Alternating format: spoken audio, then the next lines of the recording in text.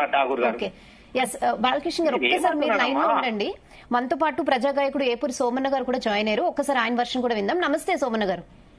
నమస్తే అమ్మా. ఎస్, మీరేం చెప్తారు? రాష్ట్ర గీతంగా జయ జయ హే తెలంగాణ అనే పాట రావడము స్వాగతించాల్సిన విషయము. ఓకే,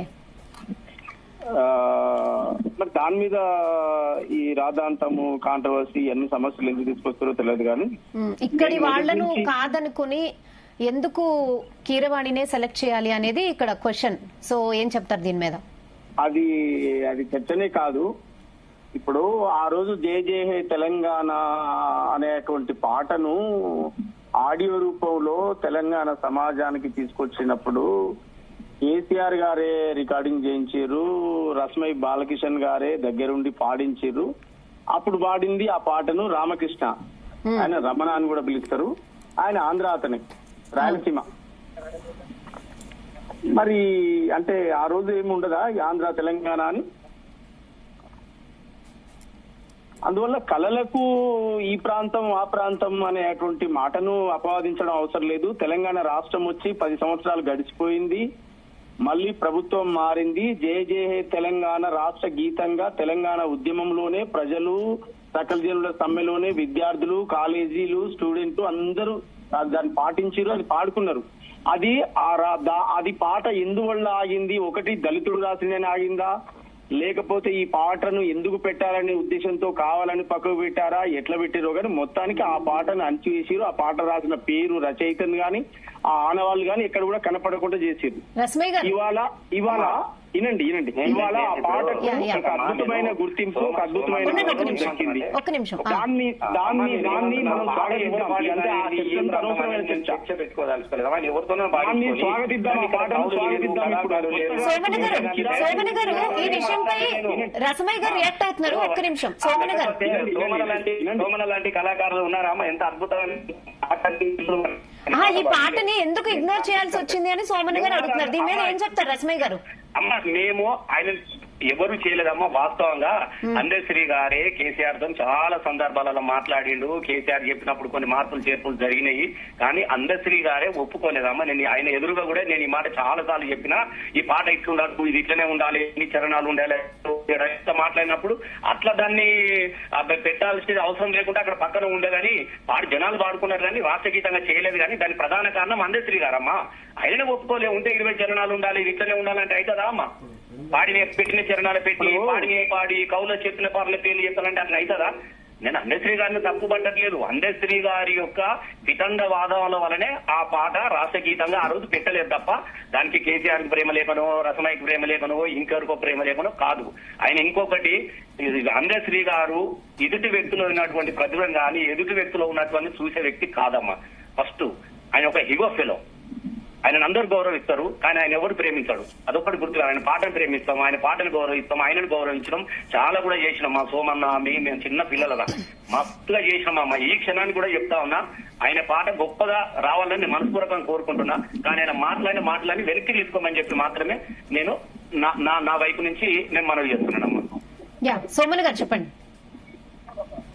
ఇప్పుడు ఈడ విషయం ఏంటంటమ్మా, ఇప్పుడు కీరవాణి గారు చేయడం ద్వారా, కీరవాణి గారు మ్యూజిక్ చేయడం ద్వారానో, కీరవాణి గారు పాడడం ద్వారానో ఈ రోజు ఇప్పుడున్నటువంటి పరిస్థితికి ఈ సమాజానికి వచ్చేటువంటి నష్టం ఏం లేదు. అది అద్భుతంగా తెలంగాణ సమాజానికి, యావత్తు తెలంగాణ ప్రజలు కాదు, తెలుగు ప్రజలు, ప్రపంచవ్యాప్తంగా ఉన్న తెలుగు ప్రజలు కూడా దాన్ని గౌరవించి దాన్ని రిసీవ్ చేసుకునేటువంటి పాట గనక ఆ పాటలో ఎవరి మనోభావాలు దెబ్బతినే విధంగా కానీ, ఎవరిని కించపరిచే విధంగా, ఎవరిని అగౌరవపరిచే విధమైన పదాలు ఎక్కడ కూడా లేవు. అయితే ఇప్పుడు అందశ్రీ గారి క్యారెక్టర్ గురించి లేకపోతే అందశ్రీ వ్యక్తిగతమైనటువంటి విషయాలు కూడా మనకు అక్కర్లేదు. ఆయన రాసినటువంటి సాహిత్యాన్ని ఆ రోజు ఉద్యమానికి ఉపయోగపడ్డదా లేదా, ఆ ఉద్యమానికి ఉపయోగపడే పాటే ప్రజలే గుండెలు కత్తుకున్న తర్వాత మనోవరం దానికి ఇది ఇట్లా అది అట్లా అని చెప్పడానికి మనోవరం. అంటే ఒక రాచరిక స్వభావంతో, రాచరిక అలవాట్లతో ఒక కవికి ఉన్నటువంటి స్వేచ్ఛను కూడా హరించే విధంగా ఇది ఇట్లుండాలి అది అట్లుండాలి అని ఒక డిసైడ్ చేసే క్రమంలో అందశ్రీ గారికి వాస్తవానికి అంటే కవికి ఉండేటువంటి స్వేచ్ఛ కూడా లేనప్పుడు ఎందుకు ఈ పాట అనేటువంటి ఒక బాధతో తన తన తన తన తన మనసులో రగిలినటువంటి ఆ బాధతో అన్నటువంటి పదాలే తప్ప ఆయన ఎక్కడ కూడా మనసులను లెక్క చేయించడం కానీ మనసులను అగౌరవపరిచేటువంటి పరిస్థితి ఎక్కడ కూడా చేయడు. వాస్తవానికి పాట అంటే ఓ నిలువుటెత్తుగా ఎలా ఉండాలి, పాట అమ్ముడు పోవద్దు, పాట ప్రజల పక్షం ఉండాలి, పాట ఉద్యమాల వైపు ఉండాలి అనేటువంటి ప్రేమించే కాడ అభిమానించే కాడ బరాబరి అందశ్రీని మించిన వాళ్ళు ఎవరూ లేరు. దాన్ని నేను చెప్పగలుగుతాను. ఓకే, అందువల్ల ఇప్పుడు ఈ రాద్ధాంతం ఈ చర్చ అంతా అనవసరం. అద్భుతంగా మేమైతే తెలంగాణ సమాజంగా మేమైతే గుండెల కట్టుకుంటున్నాం. అది కిరావాణి గారు చేసినా ఇంకోటి చేసినా అది మాకు చర్చే కాదు. ఎందుకంటే కళకు కులం లేదు, కళకు ప్రాంతం లేదు, కళలకు ఎల్లలనేటి లేవు కనుక ఎక్కడైనా జరగచ్చు. ఇప్పుడు మన పాటలు ఇక్కడ పాటలు చేసుకుంటే పోయి బతుకమ్మ పండుగలు అని చెప్పి దుబాయ్ బొంబాయి ఎక్కడెక్కడో పోయి ఆడుకొని వచ్చినాం, ఎక్కడెక్కడో పాడినాం. దానికి ఒక కులము మతం వర్గం భేదమని ఉంటుందా?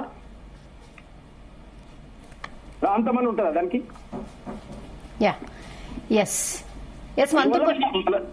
మన స్టేట్ మనకు వచ్చింది, మన రాష్ట్రం మనకు వచ్చింది, అద్భుతంగా ఒక పాటను గౌరవించుకున్నాం. మన రాష్ట్రం మనకు వచ్చింది అద్భుతంగా 10 ఏళ్ళు అనగదొక్కిన పాట ఇవాళ వెలుగులోకి వచ్చి అది ప్రజల ముందుకు వస్తుంది. దాన్ని స్వాగతించడమే తప్ప ఇది ఏ మాత్రం దీని మీద రాద్ధాంత వేదాంతం చేసినా అది అనవసరమైన చర్చ. అది అందశ్రీ గారి మీద అవమానపరచడం, తెలంగాణ సమాజాన్ని అవమానపరచడం, తెలంగాణ అమరవీరులను అవమానపరచడం అయితే అదంతా వేస్ట్ చర్చ. ఓకే, దీన్ని ఓటర్లైన వాళ్ళే ఇలాంటి చర్చ కొనసాగిస్తారు, దీన్ని ఓటర్లైన వాళ్ళే దీని మీద కామెంట్ చేస్తారు తప్ప స్వాగతించాల్సింది ఆ పాటను.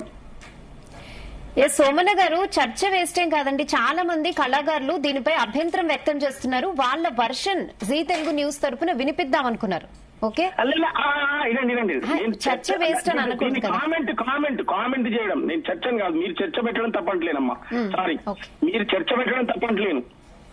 కానీ దీని మీద అభ్యంతరాలు కామెంట్లు ఎందుకండి? కామెంట్లు ఇన్నేళ్ళు అసలు 10 ఏళ్ల పాటు ఆ పాట ఎడిపోయిందని అడిగిన అంటే మీరు విన్నారు కదా, ఇప్పుడు భాష అస్తిత్వం కోసం తెచ్చుకున్న తెలంగాణ ఎందుకు కీరవాణి ఇక్కడ లేరా అని అడుగుతున్నారు. 10 సంవత్సరాలు ఈ 10 ఏళ్ల కాలంలో అసలు ఆ పాటే లేదు కదా.